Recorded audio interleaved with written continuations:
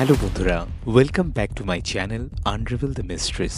আজ আমরা দেখতে চলেছি সত্যভামা, এই মুভি যা একজন সাহসী মহিলা এসিপি সত্যার গল্প দেখাবে। তার হাতে এমন একটি কেস আসে যেখানে সবাই তার অপোজিট হয়ে যায়, সবাই তার এগেনস্টে চলে যায়। তাহলে কিভাবে সে সেই কেসের ভিকটিমকে ন্যায় বিচার পাইয়ে দেবে তাই আমরা দেখব। ভিডিও শুরু করার আগে আপনাদের সবাইকে আবার একটি রিকোয়েস্ট, ভিডিওটি যদি ভালো লাগে তাহলে অবশ্যই লাইক করুন, শেয়ার করুন এবং সাবস্ক্রাইব করে আমাদের সাথেই থাকুন। তো বন্ধুরা, আর দেরি না করে চলুন আমরা সরাসরি মূল ভিডিওতে যাই।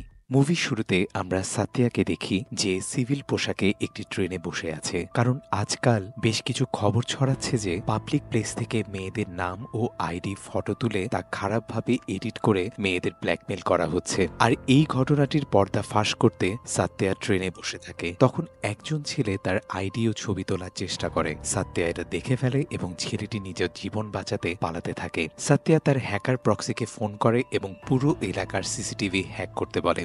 সিসিটিভি ফুটেজ দেখে যে ছেলেটি তার ঘাঁটিতে পৌঁছে গেছে, যেখানে মেয়েদের ফটো এডিট করার কাজ চলছে। সাতিয়া তার দল নিয়ে সেখানে অভিযান চালায় এবং সবাইকে হাতে নাতে ধরে ফেলে। এরপর সাতিয়া একটি প্রেস কনফারেন্সের মাধ্যমে দেশ জুড়ে মেয়েদের জন্য একটি অ্যাপ শি টিম চালু করে, যা তার টিম তৈরি করেছে। এই অ্যাপের মাধ্যমে কোনো মেয়ে যদি বিপদে পড়ে তৎক্ষণাৎ পুলিশকে সাহায্যের জন্য ডাকতে পারবে। তাই দেশ জুড়ে মেয়েরা নিরাপত্তার জন্য অ্যাপটি ডাউনলোড করতে শুরু করে। এর পরের দৃশ্যে হাসিনা নামে একজন মেয়ে সাতিয়ার কাছে একটা অভিযোগ নিয়ে আসে। সে ইয়েদু নামের একজন ট্যাটু আর্টিস্টকে বিয়ে করেছে, কিন্তু ইয়েদু এখন প্রতিদিন অন্য মেয়েদের নিয়ে সময় কাটায়। হাসিনা আরো বলে যে সে ডিভোর্স চেয়েছিল, কিন্তু ইয়েদু তাকে ডিভোর্স দিতে রাজি নয়। সাতিয়া হাসিনার শরীরে আঘাতের চিহ্ন দেখতে পায়, যা মেয়েটির উপর ইয়েদুর মারধরের কারণেই হয়েছে। সাতিয়া ইয়েদুকে ফোন করে হুমকি দেয় এবং বলে, আবার যদি তুমি হাসিনাকে বিরক্ত করো তাহলে তোমাকে জেলে ঢুকিয়ে দেব। এটা শুনে ইয়েদু রেগে যায়।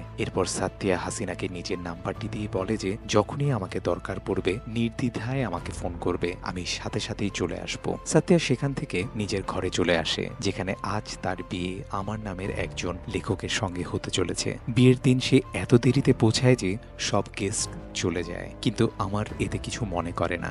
সে সাত্যাকে সব ক্ষেত্রেই সাপোর্ট করার চেষ্টা করে। এই কারণে সে তার পরিবারকে বুঝিয়ে সুঝিয়ে তারা বিয়েটা সম্পন্ন করে। কিন্তু কিছুক্ষণ পর হাসিনা যখন ফোন চেক করে দেখে যে হাসিনা তাকে প্রায় 14 বার কল করেছে, এটা দেখে সাতিয়া তৎক্ষণাৎ হাসিনার বাসায় যেতে থাকে। যেতে যেতে হাসিনার সাথে তার ফোনে কথাও হয়। হাসিনা বলে যে ইয়েদু ক্ষিপ্ত হয়ে বাসায় এসছে এবং আমাকে মেরে ফেলার হুমকি দিয়েছে। আমি দরজা বন্ধ করে রেখেছি, আপনি প্লিজ জলদি আসুন। কিন্তু তখনই ইয়েদু দরজা ভেঙে ভিতরে চলে আসে এবং সে হাসিনাকে মারাত্মকভাবে মারতে থাকে। সে বলতে থাকে, তুমি পুলিশের কাছে কোন সাহসে জানাতে গেলে? কিছুক্ষণ পরে সাতিয়া হাসিনার বাড়িতে আসে এবং দেখে যে ইয়েদু হাসিনার গলায় ছুরি ধরে রেখেছে। সাতিয়া তাকে ছুরি সরাতে বলে, কিন্তু সে কোনো কথাই শোনে না। সাতিয়ার সামনেই সে হাসিনার গলায় ছুরি চালায়। সাতিয়া ইয়েদুকে গুলি করার চেষ্টা করে যাতে তাকে থামাতে পারে, কিন্তু তবুও ইয়েদু সেখান থেকে পালিয়ে যায়। সাতিয়া হাসিনার কাছে যায় যে তখন তার শেষ নিঃশ্বাস নিচ্ছে। হাসিনা বলে, আমার ছোট ভাই ইকবালের খেয়াল রেখো, মা মারা যাওয়ার পর আমি ছিলাম তার সবকিছু। এতটুকু বলেই সে মারা যায়। এটা দেখে সাতিয়ারও খুব খারাপ লাগে যে সে কেন হাসিনার কলগুলো আগে দেখেনি। সে তার সাধ্যমতো চেষ্টা করেছিল, কিন্তু হাসিনাকে বাঁচাতে পারেনি। ইকবাল হাসিনার ফোন থেকে সাতিয়াকে কল করে এবং বলে, আমার বোন তোমাকে 14 বার কল করেছে, প্রথম কলটাই যদি তুমি ধরতে তাহলে আজ আমার বোন বেঁচে থাকতো। এটা শুনে সাতিয়ার আরো খারাপ লাগে যে হয়তো তার ভুলের কারণেই হাসিনার মৃত্যু হয়েছে। এখন পাবলিক প্লেসে গুলি চালানোর অভিযোগে সাতিয়ার বন্দুক কেড়ে নেওয়া হয়। তাকে সাসপেন্ডও করা হতো, কিন্তু তার সিনিয়র অফিসার জোসেফের সুপারিশে সাসপেনশন বন্ধ করা হয়। এরপর সাতিয়া ইয়েদুকে খুঁজতে শুরু করে, কিন্তু তাকে কোথাও খুঁজে পাওয়া যায় না। সাতিয়া ইকবালকে প্রতিশ্রুতি দেওয়ার চেষ্টা করে যে সে তার বোনকে ন্যায় বিচার এনে দিবে, কিন্তু ইকবাল তার উপর বিশ্বাস হারিয়ে ফেলেছে। পরের দৃশ্যে জোসেফ সাতিয়াকে শি টিম থেকে সরিয়ে ক্রাইম টিমে যোগ করেন। এখন থেকে শি টিমের সব কেস অন্য অফিসাররা দেখবে। ফলে সাতিয়ার হাত থেকে হাসিনার কেস চলে যায়। কিন্তু এইভাবে তো সে এই কেসটি ছেড়ে দিতে পারে না। সে তার বন্ধু রাজু, যে আন্ডারকভার অফিসার, তার সাথে ইয়েদুর খোঁজ চালিয়ে যায়। তাদের অনুসন্ধান তাদের এক মেয়ের কাছে পৌঁছায়, যার সাথে ইয়েদুর চক্কর ছিল। সেখানে এসে সাতিয়া জানতে পারে যে ইয়েদু একজন প্রতারক, যে এই মেয়েকেও ধোঁকা দিয়েছে এবং না জানে সে আরো কত মেয়েকেই প্রতারিত করেছে। সাতিয়া হাসিনার কেস নিয়ে এতটাই ব্যস্ত ছিল যে তখনই সে জানতে পারে যে ইকবালও গতকাল সন্ধ্যা থেকেই নিখোঁজ। ইকবালের কেসটি প্রসাদ নামে একজন পুলিশ অফিসারের হাতে চলে যায়, কিন্তু সাত্যা এখনো কেসটি নিতে চেষ্টা চালিয়ে যায়। তবে ডিসিপি আনন্দ রাও তাকে বলে যে প্রোটোকল অনুযায়ী কাজ করতে হবে, অন্যের কেস নেওয়ার কোনোই প্রয়োজন নেই। তবুও সাত্যা কেসটি ছাড়তে চায় না এবং নিজের মতো করে কাজ শুরু করে, কারণ হাসিনাকে বাঁচাতে না পারার দুঃখ তার এখনো আছে। এখন ইকবালও নিখোঁজ, তাই সে কখনোই নিজেকে ক্ষমা করতে পারবে না। পরবর্তী দৃশ্যে সাত্যা ইকবালের কলেজে আসে এবং সিসিটিভি থেকে জানতে পারে যে ইকবালকে শেষবার সেখানেই দেখা গেছে, কিন্তু প্রক্সি তাকে জানায় যে সিসিটিভি ফুটেজের সাথে কারচুপি করা হয়েছে, কিছু অংশ কেটে ফেলা হয়েছে। তাই প্রক্সি আশেপাশের বিল্ডিং এর সিসিটিভি পরীক্ষা করে এবং সেখান থেকে তারা জানতে পারে যে একটি বিএমডব্লিউ গাড়ি ইকবালের পাশ দিয়ে গিয়েছিল এবং ওই গাড়ির ফুটেজ সিসিটিভি রেকর্ডিং থেকে কেটে দেয়া হয়েছিল। ওই গাড়িটি ছিল এমপির ছেলে ঋষির, যে প্রায় সময় ইকবালের কলেজে আসতো। সাত্যা ঋষির সাথে সরাসরি কথা বলতে পারবে না, কারণ সে এমপির ছেলে। তাই সে প্রথমে তার বিরুদ্ধে প্রমাণ জোগাড় করা শুরু করে যেন তাকে রিমান্ডে নিতে পারে। এখন সাত্যা সেখানে ইকবালের ঘরে আসে, কিন্তু তার সাথে দেখা হয় ইকবালের বান্ধবী দিব্যার সাথে। সাত্যা বলে যে দেখো, আমি জানি যে তুমি ইকবালের একজন ভালো বন্ধু, কিন্তু তোমার সাথে ঋষির কি সম্পর্ক সেটা আমি জানতে চাই, কারণ যখন ইকবালের বাবা ইকবালের গুম হওয়ার খবর দিতে আসে আমাকে, তখন তোমার সাথে ঋষিও ছিল। তখন দিব্যা বলে যে ইকবাল এবং আমি এমবিবিএস এর স্টুডেন্ট, সেখান থেকে আমরা খুব ভালো বন্ধু হয়ে যাই। ইকবাল পড়ালেখায় যেমন ভালো, মারামারি ঝগড়াঝাটিতে ঠিক তেমনই পিছিয়ে, এমনকি নিজের জন্য স্ট্যান্ড নেয়ারও তার সাহস নাই। ঋষির সাথে আমার দেখা হয় তখন যখন সে আমাদের ব্লাড ডোনেট ক্যাম্পে এসেছিল। কিছুদিনের কথাবার্তায় আমাদের ভালো বন্ধুত্ব হয়, এই বন্ধুত্ব ধীরে ধীরে প্রেমে পরিণত হয়। কিন্তু একদিন কলেজের একটি ছেলে রমেশ আমাকে ডিস্টার্ব করছিল। ইকবাল তাকে বলে এমন না করতে। রমেশ তার একটা কথাও শুনেনি, সোজা আমার হাত ধরে ফেলে। এটা দেখে ঋষি খুব ক্ষেপে যায় এবং সে রমেশকে তো মারেই, সাথে সে ইকবালকেও মারে যে কিভাবে সে রমেশকে আমার হাত ধরতে দিল। ইকবাল দুর্বল ছিল, তাই সে কিছুই করতে পারে নাই। এইসব কথা শুনে সাত্যার সন্দেহ হয় যে হয়তো ঋষি ইকবালকে রাস্তা থেকে সরানোর জন্য তাকে অপহরণ করেছে, যেন সে আর দিব্যা এক হতে পারে। এটা বের করার জন্য সাত্যা নিজের টিমের সাথে ঋষির অফিসে গিয়ে পৌঁছায়, যেখানে ঋষি একটি গেমিং কোম্পানির মালিক ছিল। সে একটি ভার্চুয়াল দুনিয়ার গেম বানিয়েছে, যেখানে দুইজন র্যান্ডম লোক নিজের পছন্দের কোনো আইডেন্টিটি নিয়ে খেলতে পারে। বেসিক্যালি একজন প্লেয়ার একটা ভিআর লাগিয়ে গেমে এন্টার করবে, গেমে থাকা আরেকজন প্লেয়ার ফার্স্ট প্লেয়ারের ব্যাপারে কিছুই জানতে পারবে না যে আসলে সে কে। এমনকি গেমে কোনো ক্যারেক্টার মেয়ে হলেও এটা নিশ্চিত নয় যে বাস্তবে সে মেয়ে নাকি ছেলে। যখন সাত্যা গেম সম্পর্কে তথ্য সংগ্রহ করতে থাকে, তখন সে জানতে পারে যে ঋষি সবচেয়ে বেশি নেহা নামের মেয়ের সাথে গেম খেলেছে এবং চ্যাটিং এ নেহা ছাড়া বিজয় নামের একজনের সাথেও কথাবার্তা হয়েছে। বিজয়ের সাথে কথোপকথনের মধ্যে ঋষি একটি ভয়েস রেকর্ডিং পাঠিয়েছিল, যেখানে সে বিজয়কে বলছে, দেখো বিজয়, আমি ইকবালকে তোমার বলা জায়গায় রেখে দিয়েছি এবং আমি ইতিমধ্যেই সেখান থেকে চলে এসেছি, এখন তুমি দেখো তার কি করবে। এটা শুনে সাত্যা বুঝতে পারে যে ঋষি ইকবালকে অপহরণ করেছে, তাই সে ঋষিকে টেনে পুলিশ স্টেশনে নিয়ে আসে। এমপি এবং আনন্দ তাকে থামানোর চেষ্টা করে, কারণ ডিসিপি আনন্দ এমপির চেলা এবং তার কথা সব মেনে চলে। কিন্তু তখন জোসেফ আনন্দকে ফোন করে বলে, দেখো আনন্দ, ইকবালের কেস আমি সাত্যাকে দিয়েছি, তাই কেউ তাকে বিরক্ত করার চেষ্টা করবে না, তাকে তার কাজ করতে দাও। এটা শুনে আনন্দ ভয় পেয়ে যায় এবং তখন সাত্যা ফুল অ্যাটিটিউডের সাথে ঋষিকে পুলিশ স্টেশনে নিয়ে আসে। পুলিশ স্টেশনে আসার পর সাত্যা রাগের সাথে ঋষিকে জেরা করে এবং ভয়ে ঋষি সবকিছু বলে দেয়। সে বলে, একদিন বিজয় নামের একজন লোক আমার সাথে গেমে যোগ দেয়। সে বলে যে সে অ্যান্টি টেরর স্কোয়াডের সদস্য, এমন একটি পুলিশ বিভাগ যারা সন্ত্রাসীদের ধরার কাজ করে। বিজয় আমাকে জানায় যে নেহার সম্পর্ক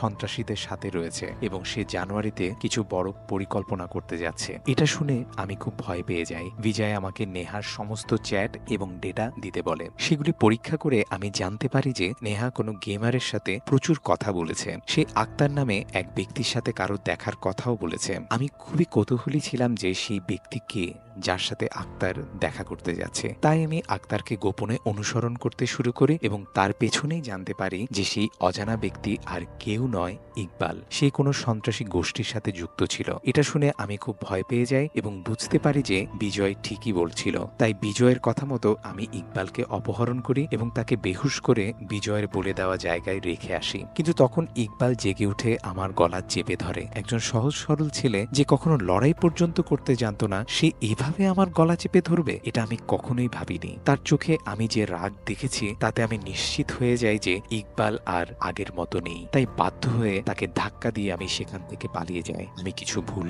করিনি। এই সমস্ত কথা শুনে সাত্য়া আরো শকড হয়ে যায়। সে তৎক্ষণাৎ ঋষির বলে দেওয়া জায়গায় চলে যায় যেখানে ঋষি ইকবালকে রেখে গিয়েছিল। সেখানে পৌঁছে সে দেখে ইকবাল খুবই খারাপ অবস্থায় রয়েছে, কারণ যখন ঋষি তাকে ধাক্কা দিয়েছিল তখন কাঠের একটি টুকরা তার পেটে ঢুকে গিয়েছিল এবং আহত অবস্থায় সে কোথাও পালাতেও পারেনি। তাই সাত্য়া তৎক্ষণাৎ সেখানে একটি অ্যাম্বুলেন্স ডাকে। যখন ইকবালকে তুলে অ্যাম্বুলেন্সে রাখা হচ্ছিল তখন সাত্যার কাছে হাসিনার লকেটটি পাওয়া যায়, যা শেষবার ইয়েদুর কাছে ছিল। এখন সাত্যার ধারণা হয় যে হয়তো এই সবের পিছনে ইয়েদু রয়েছে, যে ইকবালকে ফাঁসানোর চেষ্টা করছে, কারণ সে সাত্যাকে চ্যালেঞ্জ করেছিল যে সাহস থাকলে তাকে ধরে দেখা। এখন হাসপাতালে নিয়ে যাওয়ার পর ইকবাল কোমায় চলে যায়। এই বিষয়টি জানার পর এমপি ভয় পেয়ে যায় যে ঋষি হয়তো ফেঁসে যাবে। আনন্দ জানায় যে আগেই ঋষির বিরুদ্ধে শুধু অপহরণের অভিযোগ ছিল, কিন্তু এখন ইকবালের এই অবস্থা দেখে অ্যাটেম্প টু মার্ডারের অভিযোগও আনা হবে। যদি ইকবালের কোনো সন্ত্রাসীর সাথে যোগসূত্র পাওয়া যায় তবে ঋষির বিরুদ্ধে টেররিস্ট লিঙ্কেরও অভিযোগ আনা হবে। শুধু তাই নয়, যদি শেষ পর্যন্ত ইকবাল হাসপাতালে মারা যায় তাহলে খুনের অভিযোগও ঋষির বিরুদ্ধে আনা হবে। ইনশর্ট, ঋষি খারাপভাবে ফেঁসে গেছে এবং আমি কিছুই করতে পারবো না। এটা জানার পর ঋষি বুঝতে পারে যে তার বাঁচার কোনো উপায় নেই। তাই সে চুপি চুপি বাড়ি ছেড়ে পালিয়ে যায়। সব পুলিশ তাকে খুঁজতে থাকে কিন্তু তাকে কোথাও পাওয়া যায় না। পরের দৃশ্যে আমরা দেখি জোসেফ তার রিটায়ারমেন্ট ঘোষণা করে যে সে 3 দিনের মধ্যে অবসর নেবে। এবং বন্ধুরা, এটি আসলে এমপির চাপে এসে জোর করে উচ্চপদস্থ অফিসাররা জোসেফকে অবসর নিতে বাধ্য করছিল। তাই জোসেফ সাত্যাকে বলে, দেখো তোমার হাতে মাত্র আর 3 দিন আছে। এই 3 দিনের মধ্যেই তোমাকে ইকবাল এবং হাসিনার কেস সমাধান করতে হবে, না হলে 3 দিন পরে এই কেস সরাসরি তোমার কাছ থেকে কেড়ে নেওয়া হবে। এটা শুনে সাত্যাও চিন্তিত হয়ে পড়ে যে কিভাবে 3 দিনে কেস সমাধান করা সম্ভব। পরের দৃশ্যে সাত্যা ইকবাল, বিজয় এবং নেহার তথ্য সংগ্রহ করতে লেগে পড়ে। ইকবালের ল্যাপটপ, মোবাইলের সবকিছু ক্লিন পাওয়া যায়, অর্থাৎ ইকবালের সন্ত্রাসীদের সাথে কোনো যোগসূত্রই ছিল না। বিজয় এবং নেহার ফেক প্রোফাইল ছিল যা তারা গেমের জন্য তৈরি করেছিল। বাস্তবে বিজয় এবং নেহা কে বা কারা তাদের পরিচয় কেউই জানে না। তাই এখন সাত্যার হাতে ফাইনাল অপশন একটাই, আর সেটা হলো আক্তার। তার মাধ্যমেই সে নেহা এবং বিজয় পর্যন্ত পৌঁছাতে পারবে। তাই সাত্যা নিজের মুখ ঢেকে সেই এলাকায় পৌঁছায় যেখানে আক্তার থাকে। সেখানে সে একজন প্রস্টিটিউট বেশ ধরে আসে যাতে সহজেই আক্তারের বাড়িতে যেতে পারে, এবং ঠিক তাই হয়। আক্তার তাকে তার বাড়িতে নিয়ে আসে। সাত্যা যখন আক্তারের বাড়িতে ঢোকে তখন সে সেখানে অনেক লোকের কাগজপত্র দেখতে পায় যারা সবাই সন্ত্রাসী সংগঠনে যোগ দিতে চায়। সেই কাগজগুলোর মধ্যে ইকবালের কাগজও ছিল, যা সাত্যা তৎক্ষণাৎ নিয়ে নেয়, কারণ সাত্যা জানতো ইকবাল সন্ত্রাসী নয়, কেউ তাকে ফাঁসানোর চেষ্টা করছে। এটা দেখে আক্তার বুঝতে পারে যে সাত্যা কোনো সাধারণ মানুষ নয়, বরং একজন পুলিশ। তাই সে সাত্যার সাথে লড়াই করতে শুরু করে, কিন্তু আক্তার সাত্যাকে মারার আগেই সাত্যা তাকে কাবু করে ফেলে এবং ইকবালের কাগজ নিয়ে আরামেই চলে যায়। পরের দৃশ্যে সাত্যা জানতে পারে যে ঋষি দিব্যার সাথে কথা বলছে, কারণ সাত্যা তাদের ফোন ট্র্যাকিং এ রেখেছিল। কিন্তু ঋষির লোকেশন বের করে ওখানে পৌঁছানোর আগেই সে পালিয়ে যায়। এরপর সাত্যা আবার ইকবালের বাড়িতে যায়, যেখানে ইকবালের বাবার সাথে কথা বলার সময় সাত্যার নজর ইকবালের ফ্যামিলি ফটোর দিকে পড়ে এবং সেখানে সে বিজয়কে দেখে। তখন সাত্যা ইকবালের বাবাকে বিজয় সম্পর্কে জিজ্ঞাসা করে, আর ইকবালের বাবা বলেন, এটা আমার শালা রিয়াজ, সে ইস্তানবুলে কাজ করে। সে হাসিনাকে সেখানে নিয়ে যাওয়ার প্রস্তাব দিয়েছিল, কিন্তু আমি জানতে পারি যে সে মেয়েদের দিয়ে সেখানে খারাপ কাজ করায়, তাই আমি তা করতে দিইনি। এটা শুনে সাত্যা অবাক হয়ে যায় এবং ভাবে, আচ্ছা, তাহলে হয়তো কেউ রিয়াজকে বিজয় বানিয়ে ঋষির সাথে কথা বলেছে। নিশ্চয়ই কেউ আছে যে বিজয়ের মাধ্যমে রিয়াজের সত্যিটা প্রকাশ করতে চেয়েছিল। এরপর সাত্যা রিয়াজকে রিমান্ডে নেয় যাতে তাকে জিজ্ঞাসাবাদ করতে পারে, কিন্তু রিয়াজ বলে, দেখুন, আমি জানি না এই বিজয়কে, আর আমি কখনো এই গেম খেলিনি। আপনারা আমাকে বিনা প্রমাণে রিমান্ডে রাখতে পারবেন না। আগে প্রমাণ আনুন, তারপরে জিজ্ঞাসাবাদ করুন। প্রমাণের অভাবে তাদের রিয়াজকে ছেড়ে দিতে হয়। ঠিক একইভাবে তারা নেহার সম্পর্কে তথ্য পায় এবং তার লোকেশন ট্রেস করে সাত্যা সাথে সাথে তার কাছে পৌঁছে যায়। কথা বলার পর সাত্যা জানতে পারে যে তার আসল নাম মায়া এবং সে কখনো ঋষির গেম খেলেনি। তাহলে সে নেহা হয়ে ঋষির সাথে কথা বলল কিভাবে? এই মায়া হলো সেই মেয়েটি যার সাথে ইয়েদুর সম্পর্ক ছিল যখন হাসিনা জীবিত ছিল। সাত্যা আবার চিন্তিত হয়ে পড়ে যে কি হচ্ছে এসব, বারবার একই জায়গায় গিয়েই আটকে পড়ছি। ঋষি। শেষ পর্যন্ত কে আছে যে রিয়াজ এবং মায়ার ভুয়া পরিচয় ব্যবহার করে ঋষিকে ফাঁসানোর চেষ্টা করছে। তবুও সাতিয়া তাদের উপর তার আন্ডারকভার এজেন্টদের নজরদারি চালাতে থাকে, যাতে মায়া এবং রিয়াজের সমস্ত কার্যকলাপ পর্যবেক্ষণ করা যায়। এদিকে ঋষি এবং দিব্যা একসঙ্গে সেই ব্যক্তির খোঁজ করে যে ঋষিকে অজ্ঞান করার ইঞ্জেকশন দিয়েছিল, এবং সেই ইঞ্জেকশন দিয়ে ঋষিও ইকবালকে অজ্ঞান করে অপহরণ করেছিল। তারা সেই ব্যক্তির বাড়িতে পৌঁছায় এবং তখন সেই ব্যক্তি বলে, এক ছেলে আমার কাছে এসেছিল যে আমাকে এই টাকা দিয়েছিল এবং বলেছিল যে আমাকে এই ইঞ্জেকশন দিতে হবে। আমি জানতাম না যে এটি কিসের ইঞ্জেকশন ছিল। পরবর্তী দৃশ্যে সাতিয়া রিয়াজের সত্যতা বের করার জন্য তার আস্তানায় যায় এবং নিজেকে তাদের হাতে ধরাও দেয়, যাতে জানতে পারে রিয়াজ আসলে সত্যি কি করছে। মেয়েদের ইস্তানবুলের পাঠানোর কাজ করে কিনা সেটাই সে খুঁজতে যায়। যখন রিয়াজ এবং তার গুন্ডারা সাত্যাকে দেখে, তারা তাকে ধরে একটি কন্টেনারে ঢুকিয়ে দেয়। সেখানে সাত্য়া প্রায় 12টি মেয়েকে দেখতে পায় যাদের ইস্তানবুল পাঠানোর প্রস্তুতি নেওয়া হচ্ছে। এটা দেখে সাত্যার সন্দেহ নিশ্চিত হয়ে যায় এবং তার কাছে রিয়াজের বিরুদ্ধে প্রমাণও চলে আসে। কিন্তু এই প্রমাণ অন্য পুলিশদের কাছে পৌঁছানোর জন্য প্রথমে সাত্যাকে এখান থেকে বের হতে হবে। তাই সাত্যার সমস্ত মেয়েদের ওড়না দিয়ে কন্টেনারের দরজা খুলে বাইরে আসে এবং সি টিম অ্যাপের সাহায্যে ব্যাকআপ ডাকার চেষ্টা করে। কিন্তু দুর্ভাগ্যবশত মোবাইলে কোনো নেটওয়ার্কই পাওয়া যাচ্ছিল না তখন। ঠিক তখনই রিয়াজের গুন্ডারা সেখানে এসে সাত্যার পিছু নিতে থাকে, কিন্তু সাত্য়া নারীর শক্তি প্রদর্শন করে তাদের ভালোভাবে মারধর করে। তবে একা একটি মেয়ে কতক্ষণ গুন্ডাদের সামলাতে পারে? তারা সবাই মিলে সাত্যার উপর ভারী পড়ে এবং তাকে মেরে ফেলার চেষ্টা করে। ঠিক তখনই ভাগ্যক্রমে পুলিশের একটি দল সেখানে গিয়ে পৌঁছায়, কারণ সেই 12টি মেয়ের মধ্যে একজন সাত্যার মোবাইল নিয়ে পালিয়ে যাচ্ছিল এবং কিছুটা দূরে গিয়েই সে নেটওয়ার্কও পেয়ে যায়, যার ফলে ব্যাকআপ টিম সেখানে পৌঁছায় এবং সব পুলিশ রিয়াজ ও তার গুন্ডাদের ধরে জেলে পাঠায়। পরবর্তী দৃশ্যে আমার সাত্যাকে বলে, দেখো, আমি নেহা এবং বিজয়ের মেসেজগুলো মনোযোগ দিয়ে দেখেছি। আমি ছোট্ট একটি জিনিস লক্ষ্য করেছি যে তাদের দুজনের লেখার ধরন সম্পূর্ণ এক। এই ভিত্তিতে আমি মনে করি নেহা এবং বিজয় আসলে একই ব্যক্তি, যে দুই ভিন্ন নামে আইডি চালাচ্ছে। সাত্য়া এটা শুনে খুব অবাক হয়। পরবর্তী দৃশ্যে সাত্যার আন্ডারকভার অফিসার তাকে জানায়, ম্যাম, আমি জানতে পেরেছি ইয়েদু এখন কোথায় আছে। তাই সাত্যার সঙ্গে সঙ্গে সেখানে ছুটে যায়। ইয়েদুর অবস্থা দেখে সে হতবাক হয়ে যায়, কারণ ইয়েদুর পুরো শরীর পচে গেছে, তার একটা অদ্ভুত রোগ হয়েছে। সাত্য়া সেখানে গিয়ে জানতে পারে যে ইয়েদুর একটি স্ত্রীও আছে, যে তার প্রথম স্ত্রী। তারপরেই সে শহরে গিয়ে বিভিন্ন মানুষের সাথে প্রতারণা করা শুরু করেছিল। তখন তার স্ত্রী জানায়, প্রায় 1 বছর আগে হঠাৎই তার এই রোগ হয় এবং ধীরে ধীরে তার পুরো শরীর পচতে শুরু করে। একজন ডাক্তার তার চিকিৎসা করে। ইয়েদুর এমন অবস্থা দেখে সাত্যার মনে পড়ে যায় যে ঠিক এমনই একটি রোগে রমেশ আক্রান্ত হয়েছিল, যে এখনো হাসপাতালে ভর্তি। রমেশ সেই ব্যক্তি যে একবার দিব্যার হাত ধরেছিল।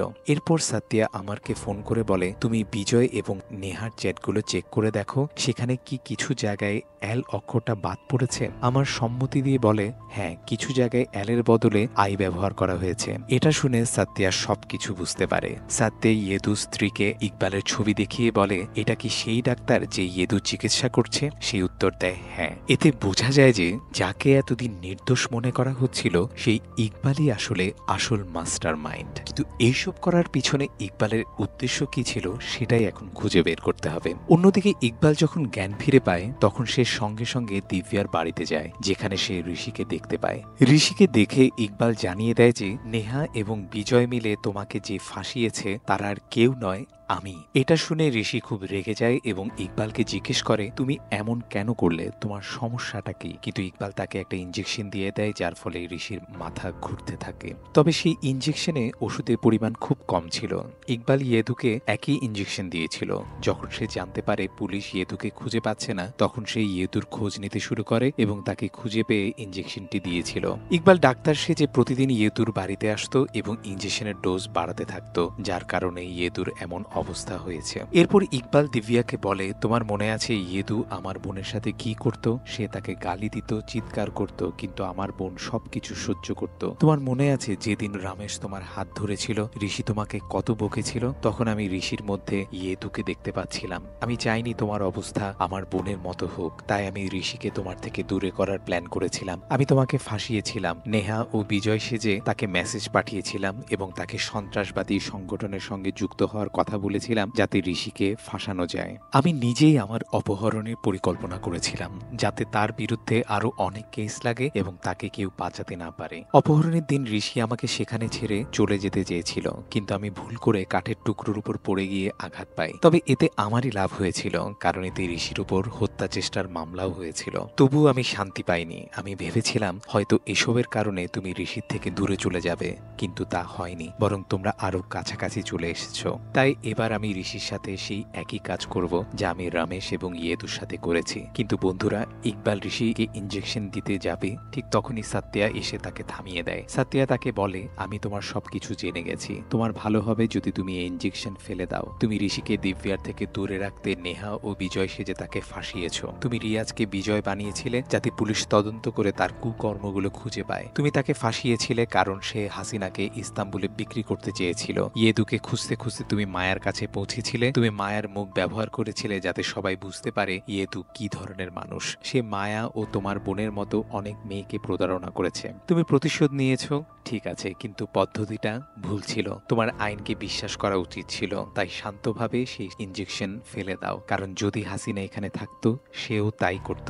এটা শুনে ইকবাল একেবারে হতবাক হয়ে যায়। তখন সে সাত্যার মধ্যে তার বোনকে দেখতে পায় যে তার উপর রাগান্বিত হচ্ছে। এটা দেখে সে বুঝতে পারে হয়তো সাত্যা ঠিকই বলছে, তাই সে আত্মসমর্পণ করে। এবং এখন মুভি শেষ দৃশ্যে সাত্যা প্রেগনেন্ট, কারণ হাসিনার ন্যায় বিচার হওয়ার পর তার ভয়ঙ্কর স্বপ্ন দেখ বন্ধ হয়ে গেছে। সে এখন আমারকেও সময় দিচ্ছে। এই মিশ্র অনুভূতির মধ্যেই মুভিটি শেষ হয়। তো বন্ধুরা, কেমন লাগলো ভিডিওটি অবশ্যই জানাবেন। ভিডিওটি যদি ভালো লাগে তাহলে অবশ্যই লাইক করুন, শেয়ার করুন এবং চ্যানেলটিতে নতুন হলে সাবস্ক্রাইব করে আমাদের পাশেই থাকুন, কারণ আমরাই একমাত্র এই ধরনের ইন্টারেস্টিং ভিডিও নিয়ে আসি।